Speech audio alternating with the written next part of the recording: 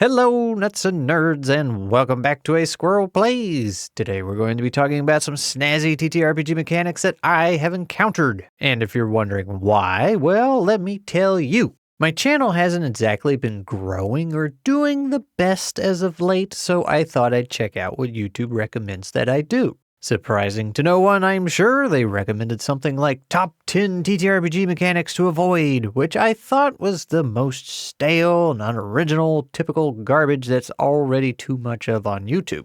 Plus, as some of you know from my videos that get into storytelling a bit more, I really don't like pretending to be an authority. I strongly dislike it when people say things like, always do this, or never do that. Or at least I strongly dislike it in the writing world because it's usually out of context advice that does more damage than good. So I thought I'd take YouTube's idea and put a positive twist on it. Instead of telling you the top 10 mechanics that I hate or thought were terrible, I'm going to share with you 5 mechanics that I really enjoyed as a player and why.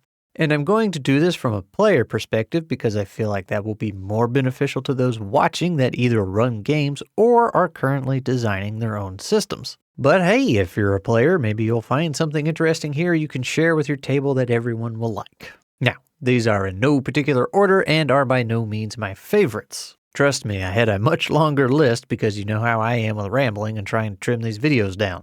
These are just mechanics that I really enjoyed, appreciated, and or found really interesting and helpful to the experience.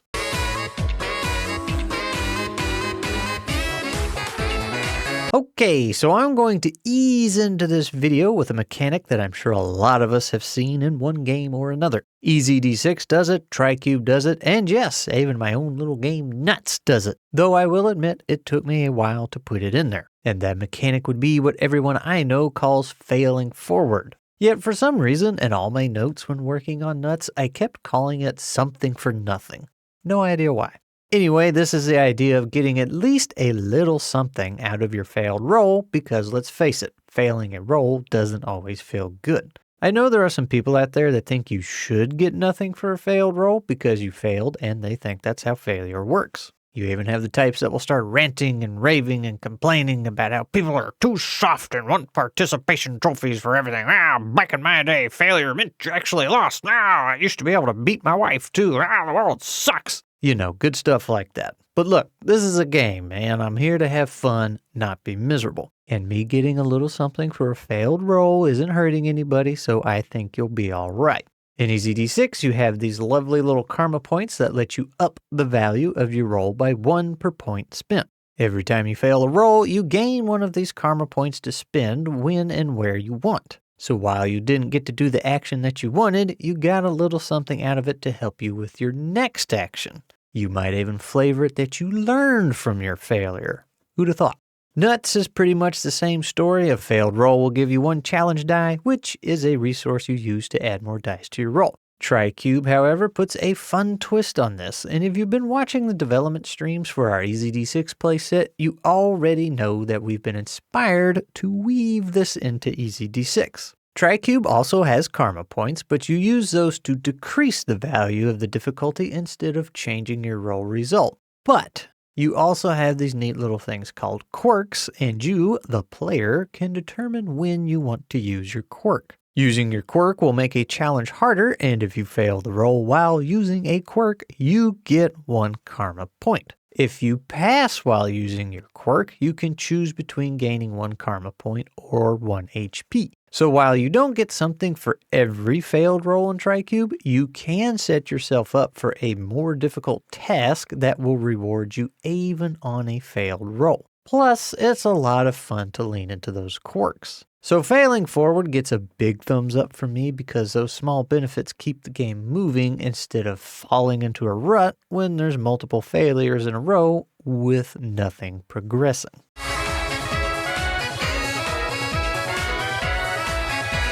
Alright, so this one is from a game that a lot of you don't know that I've played because for some reason I haven't reviewed it yet, and that would be ICRPG.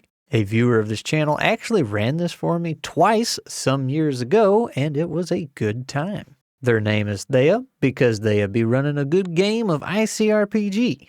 Well, I think I found out why my channel hasn't been growing.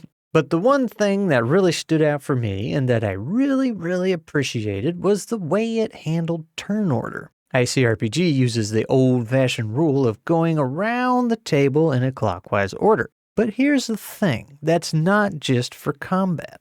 ICRPG also encourages this turn order outside of combat, and that's exactly what we did when I played. For example, we were playing in a Weird West type of setting, and we started out in a saloon looking for some information. One player would ask a question, do a little bit of back and forth RP with the GM, then the GM would go around the table to the next person to let them do something. And it might seem a little word forcing the taking of turns in the looser moments like this, but it really worked for me, and I'm gonna tell you why. Despite this being my 80th video of running my mouth and talking nonsense, I'm actually a pretty quiet guy. I typically wait for my turn to speak to avoid interrupting anybody because one of the things that annoys me the most in this world is being talked over or interrupted, which, as you can imagine, makes playing these games online just a little bit difficult due to the slight delay in audio. But also, as you can probably imagine, this leads to a lot of games where I don't say or do much because I'm patiently waiting for my turn that never comes. But in ICRPG, I'm always guaranteed a chance to do something in every scene, and nobody's having to get interrupted or talked over. I don't have to do something. I can just sit there and let them go over my turn to the next player so they can do their thing, but I am offered the opportunity at every rotation. Now, another fun thing you can do with that, which the game encourages, and we very much did do in our Western game we were playing, is use those turns as a countdown. Towards the end of our session, we found ourselves in a bit of a shootout, which led to the building we were in getting set on fire. At one point, the GM said, all right, in 3 turns, the structure is going to start giving in and collapsing. And sure enough, in 3 turns, things started getting a whole lot worse. It ended up with us knowing how many turns we had left before the whole establishment went up in a blaze of glory. And if I remember right, I think at the very end of the session, we were running away on some horses in a cart with a weird monster chasing us, and the GM told us how many turns we had before it caught up with us, assuming we didn't do anything to slow it down. Super fun stuff, and honestly, I'd really like to see that utilized in more games. I might be talking out of my rear end, but I don't see why you couldn't use that concept in other TTRPGs. It's a great way to give everybody equal game time and fully utilize each player's abilities. Fly me to the moon, let me play. We're going to go way back for this one, not because the game is really old or anything, but because it was one that I reviewed way back there and honestly should do again. This is a game about being the little guy, scavenging and doing everything you can to stay alive. As such, it has a super tight inventory system. You only get 6 slots plus the stuff you can wear and hold in your hand, so not much in other words. And when you pair that with the rest of the game's mechanics that really encourage scrounging and collecting everything you can, those 6 slots become incredibly precious. So as you can imagine, losing an inventory slot would be pretty devastating, right? Well, allow me to introduce you to conditions. These are negative effects you will most likely encounter during your adventures?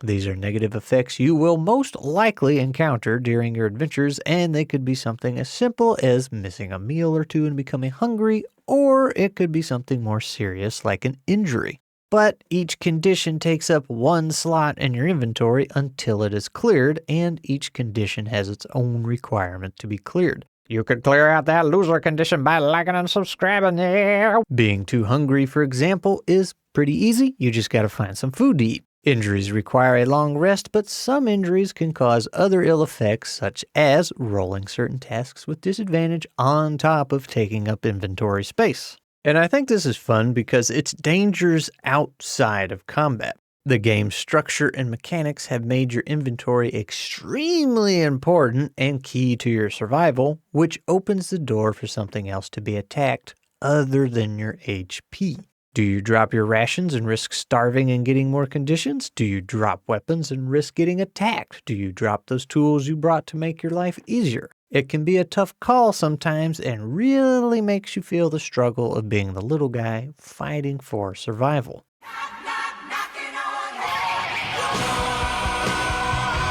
Alright, so I cheated a little bit. Mausritter actually gets 2 spots on this list, which makes it seem like I'm playing favorites. But look, it just does some things really well, alright? Not everything, because I may or may not have a complaint with some of the HP related shenanigans, but I'd have to dig more into it first. However, when it comes to the magic, I feel like we have something pretty unique here. Or at least something I sure haven't seen a lot of. Magic comes in the form of runes etched on stone tablets, which, you guessed it, take up those precious inventory slots we talked about earlier. But that makes things interesting. You can technically load any character up with spells so long as you have the tablets, right? But as you load them, you're really digging into their inventory and they will very quickly start lacking the supplies to take care of themselves, making them not a wizard, but a dead wizard. And while that in of itself is really neat, it's not the part I want to talk about since I talked about the inventory stuff already. The twist on the magic that I really like is how you recharge the tablets. Similar to clearing individual conditions, the tablets each have unique ways of being recharged. There are specific things you have to do in order to recharge a specific spell, and it's probably worth noting that a tablet only has 3 uses before it's depleted. To recharge the magic missile tablet, for example, you have to drop from a height of 30 feet and touch the spell within 1 turn. And in case you forgot, you're mice, so a 30-foot drop is some serious business. How you make that happen, though, is entirely up to you. To recharge the restore spell, you must bury it in a peaceful field or riverbank for 3 days. And while waiting 3 days seems really easy, remember, survival is difficult in this game. That could end up being a very, very, very long 3 days. And for me, this makes the magic feel really special and unique. It's already hard to get these tablets, and then you have to give up an inventory slot on top of that. But when they're drained, you have to go on a whole other side quest just to get them juiced back up again. And that makes using them, or heck, even just having one, feel that much more impactful. That doesn't mean I want it in every TTRPG I play, but I did think it was really interesting and fit the mechanics and setting of Mausritter very, very well.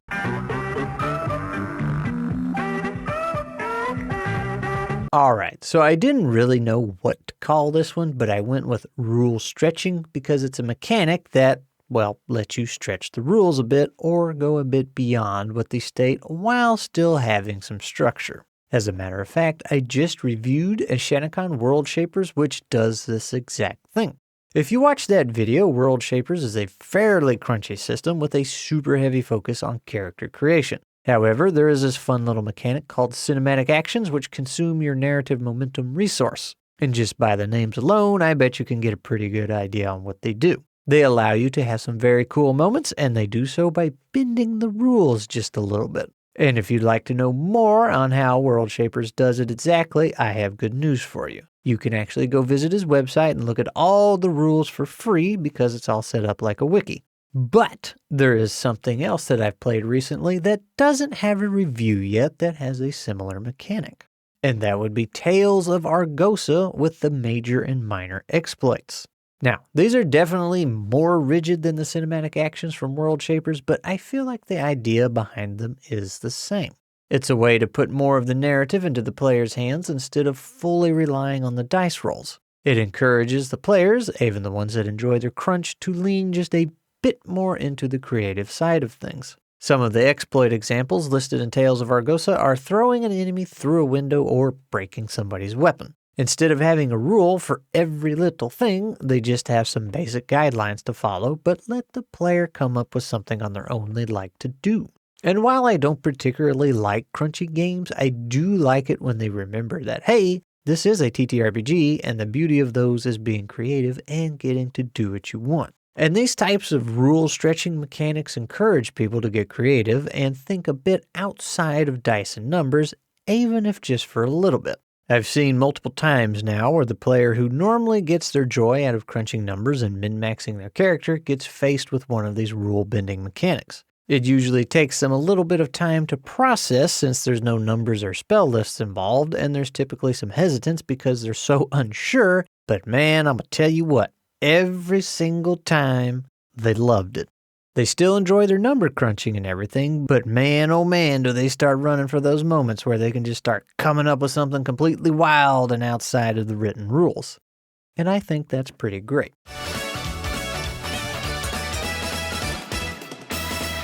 And that's it, ladies and gents, which brings us to our shout out. I know I've done this a couple of times now, and I always feel so cliche when I do it, but I do want to give a shout out to all of you out there, and I'm going to tell you why. We had that stream with DM Scotty a little while back right here on a Squirrel Plays. That was the first time I've hosted a game like that here, and it was a bit of a humbling experience because I realized just how spoiled I've become. See, I didn't even realize until just a couple days before the stream that I had absolutely nothing prepared or set up for it as far as overlays and any of that stuff goes because I'm so used to joining other people's streams. When I started this channel, TTRPGs were just supposed to be about a third of the content, but that community pulled me in so fast it was ridiculous. And because of that, I've been working my ways into all sorts of places and meeting loads of people I never thought I would. If you had asked me 2 years ago if I thought I could ever play a game with Scotty or heck have him on my channel, I would have said not in a million years because why would he bother with little old me? But the TTRPG's community willingness to share and fellowship is something that I have never seen before. I was prepared for trolls, hatefulness, and hostility when I started this channel, and instead I was assaulted with open arms and kindness. So yeah, I've gotten spoiled rotten by this point. I've got TTRPGs coming out of my ears and plenty of wonderful folks wanting to play. And that's why I want the channel to grow and get worried about it flatlining. Not because I want to continue to be spoiled, but because channel growth means I'm making something you, the people, want. And if I'm making something you all want, then that means I'm giving something back. So let me know down in the comments below if this is something you enjoyed or thought was just more typical YouTube garbage. And while you're there, tell me one of your favorite TTRPG mechanics as well. Squirrel